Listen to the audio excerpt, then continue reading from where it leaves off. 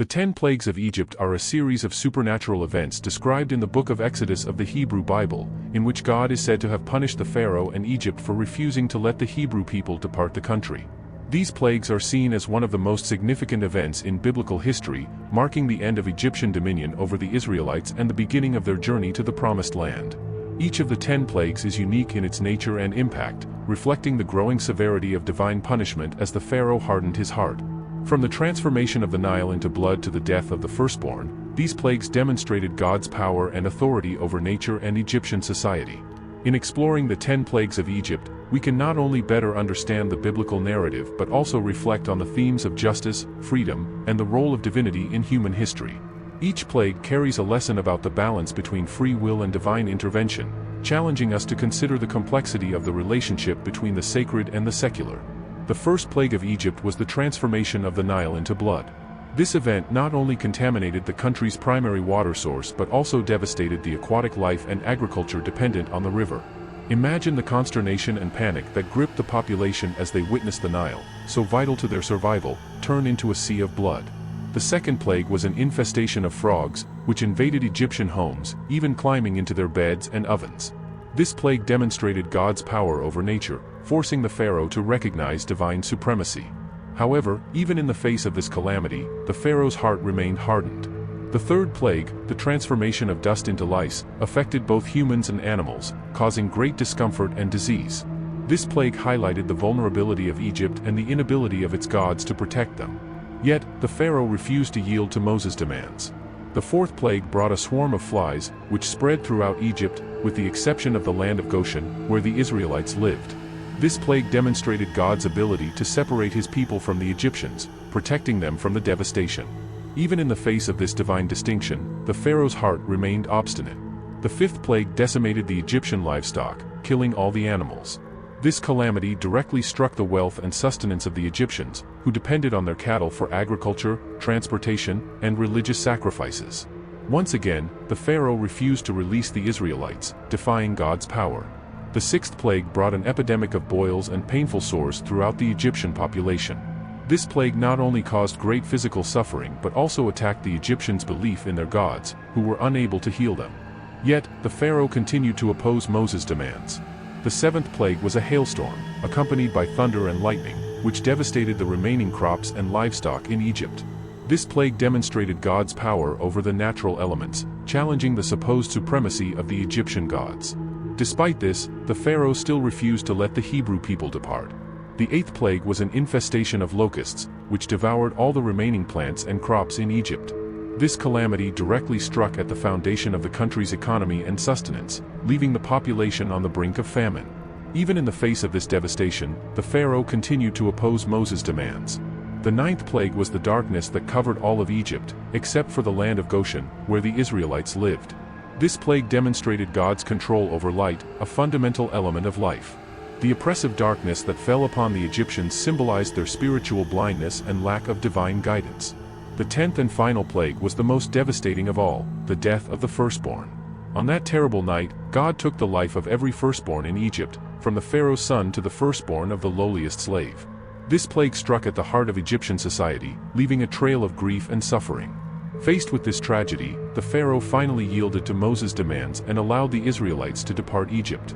This decision marked the end of Egyptian dominion over the Hebrew people and the beginning of their journey towards the Promised Land.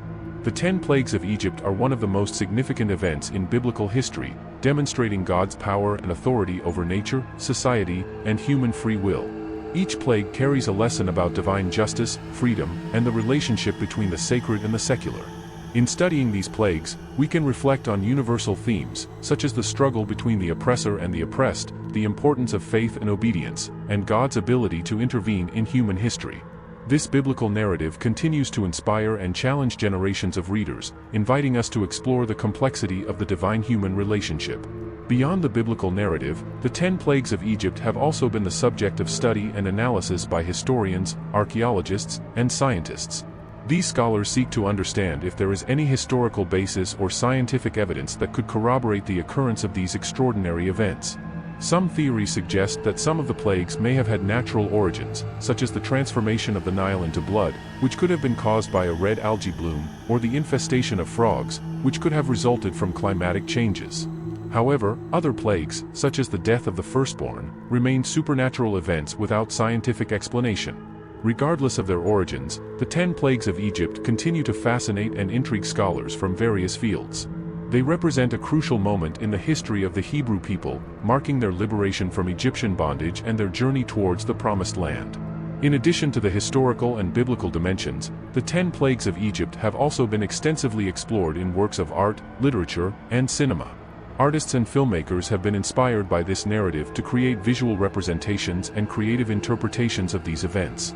In literature, authors such as Naguib Mahfouz, the Nobel Prize-winning writer, and Shalom Auslander have explored the 10 plagues in their works, reflecting on the ethical and spiritual implications of these events. In cinema, directors like Cecil B. DeMille, in The Ten Commandments, and Ridley Scott, in Exodus, Gods and Kings, have recreated the calamities that afflicted Egypt in epic and visual fashion. These artistic and cinematic representations have helped to perpetuate the memory and impact of the 10 plagues of Egypt, allowing this biblical narrative to be transmitted and interpreted by different generations and cultures. They invite us to reflect on the universal themes of justice, freedom, and the relationship between the divine and the human. In addition to artistic representations, the 10 plagues of Egypt have also been the subject of study and analysis by theologians and religious scholars. These specialists seek to understand the symbolic and theological meaning of these calamities within the biblical narrative. Some scholars argue that the plagues represent the confrontation between the power of God and the Egyptian gods, demonstrating the supremacy of the God of Israel. Each plague would be a defeat of a specific Egyptian deity, challenging the authority of these gods and affirming the sovereignty of Yahweh. Other theologians interpret the 10 plagues as a manifestation of divine justice, punishing the Pharaoh and Egypt for their oppression and enslavement of the Hebrew people. This view emphasizes the importance of freedom and obedience to God as central elements in the narrative. Furthermore, some scholars suggest that the plagues represent an inversion of the creation, with God reversing the natural order established in Genesis to demonstrate his power and dominion over nature and society. These theological interpretations of the 10 plagues of Egypt have profoundly influenced the understanding and significance of these events in the Judeo-Christian tradition. They invite us to reflect on the nature of God, his justice, and his relationship with humanity. Moreover, the 10 plagues have also been the subject of study and analysis by scholars of other religions and cultural traditions. Some cultures have their own narratives of supernatural events and calamities that resemble the plagues of Egypt, suggesting the universality of these themes. In exploring the different interpretations and representations of the 10 plagues, we can gain a deeper understanding of the richness and complexity of this biblical narrative.